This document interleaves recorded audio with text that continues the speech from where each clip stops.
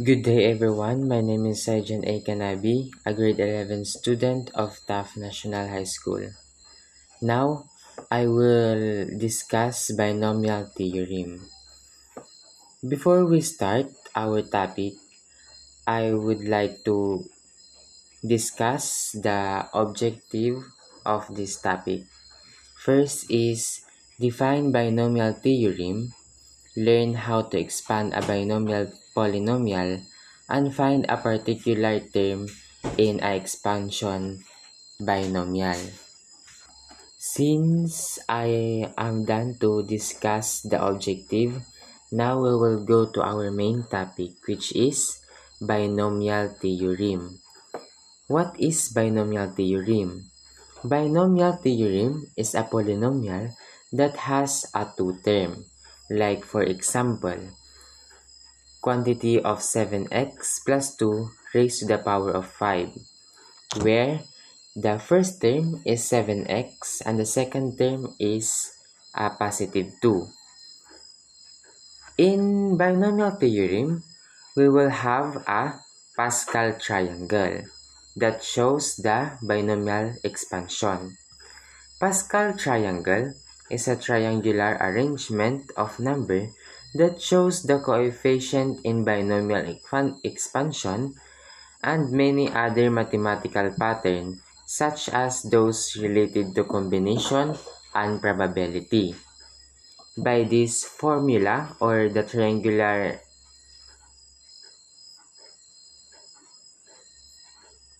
arrangement, we will get this kind of binomial expansion. Now, this is the formula of binomial expansion. Quantity of a plus b raised to the power of n equals quantity of n choose 0 times a raised to n times b raised to 0 plus quantity of n choose 1 times a raised to the power of n minus 1 times b raised to the power of 1 plus quantity of n choose 2 times a raised to the power of n minus 2 times b raised to the power of 2, so on and so forth until we get quantity of n choose n times a raised to the power of 0 and b raised to the power of n, where the n is the exponent and a is the first term and b is the second term. I will have a example for us to understand this topic. First example is expand quantity of 8x plus 3 raised to the power of 5 using binomial expansion. And now we will identify the exponent, which is the 5, and the first term its x 8x, and the second term or b is equals to 3, which is the last term. And by using this formula, we will substitute the given, and that is the result to substitute the given into formula. Quantity of 8x plus 3 raised to the power of 5 equals quantity of 5 choose 0 times 8x raised to 5 times 3 raised to 0 until the exponent of the last term will equal to 0 and the exponent of the second term will equal the given value of n. And we will copy the given formula and we will simplify the exponent. The first we simplify is the exponent kasi ma-follow tayo sa rule ng PEMDAS.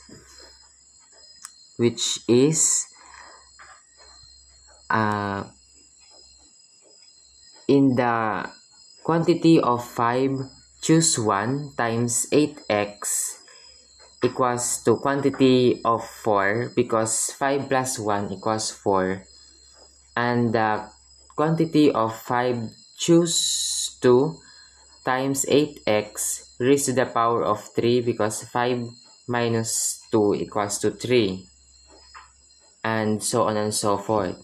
And until we get this. At paano nga ba natin nakuha ang 1?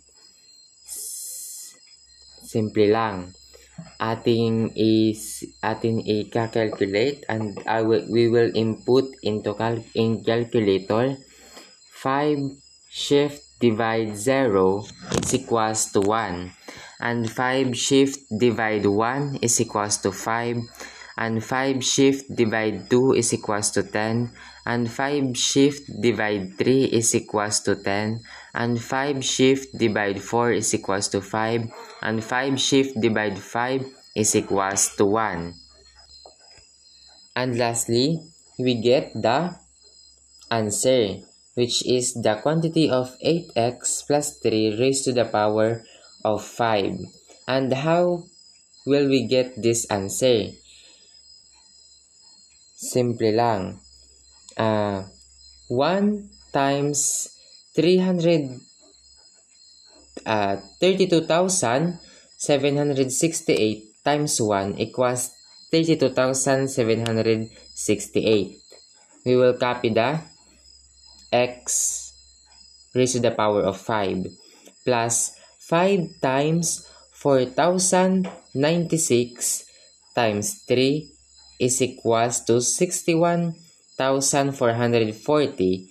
Atin naman i-copy ang 8 ang x raised to the power of 4, and then times 512 times 9 is equals 46,080. Kakopy rin natin ang 8 raised to the power of 3, and then times 64 times 27 is equals 17,280.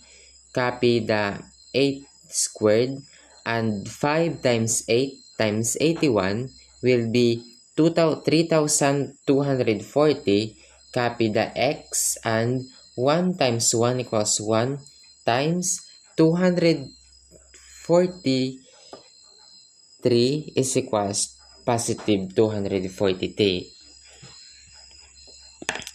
This is the expansion form of quantity of 8x plus 3 raised to the power of 5. The second example is expand quantity of x plus positive yarn to y raised to the power of 3 using binomial expansion. As you can observe, the a and b both have a variable, so just relax and listen. We will identify the n, the exponent is equals to 3, the first term is equals to x, and the second term is positive 2y. And we will use our formula and substitute the given in the formula, so we get this quantity of x plus 2y raised to the power of 3 is equals to 3 choose 0 x cube times 2y raised to 0 plus 3 choose 1 times x cube minus 1, and so on and so forth. And now we will simplify the exponent and we will get this. Nag-duplicate na siya po. And sabi ko nga kanina, para mahanap natin yung answer sa 3, choose 0, atin i-input sa calculator 3 shift divide 0 until 3 shift divide 3, and we will get the answer. And lastly, we will calculate 1 times 1 equals 1 times 1 equals 1. Oh, so that the answer. And ating ikakopy yung 3x cubed. And 3 times 1 equals 3. Bakit natin itinatimes sa 1? Because the x has a invisible 1. Yes. 3 times 1 equals 3 times 2 equals 6. 3 times 1 equals 3 times 4 equals 12. 1 times 1 equals 1 times 8 equals 8. And next, additionally, that is the expanded form of quantity of x plus 2y raised to the power of 3. And lastly, finding a particular term in a binomial expansion. The r term of the expansion of quantity of a plus b raised to the power of n is, the formula is quantity of n choose r minus 1 times a raised to the power of n minus r plus 1 times b raised to the power of I minus 1. Like for example, para maintindihan natin, find the third term in the expansion of quantity of 3x plus 2y raised to the power of 7. Go. We will have first to identify the given. The n equals to 7 because that is exponent 7.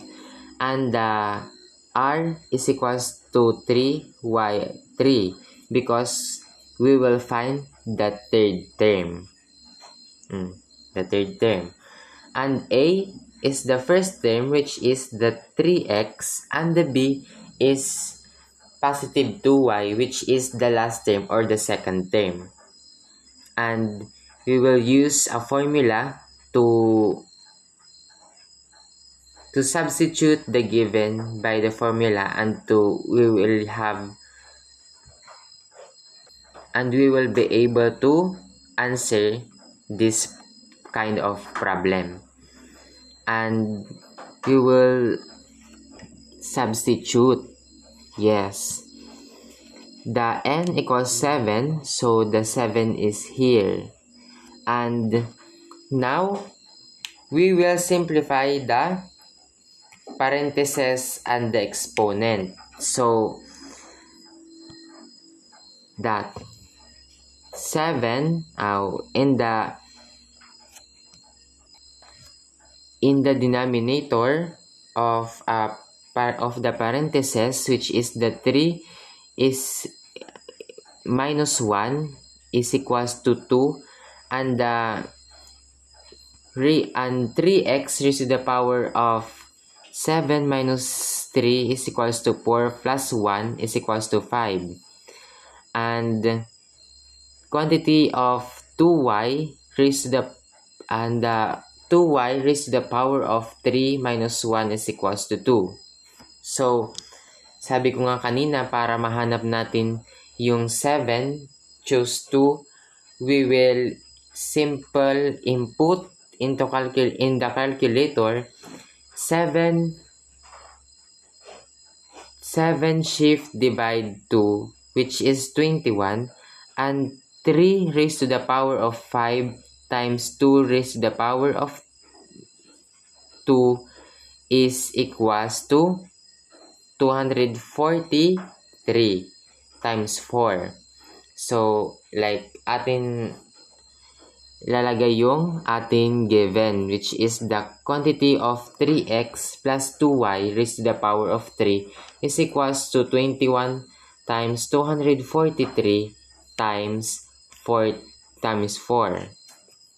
So, the answer is 20,412. Yeah, because 20 times 243 times 4 equals to 20,412. Ating i-copy yung 5 raised to the power of x raised to the power of 5 and y squared. So, that's all for today. Thank you.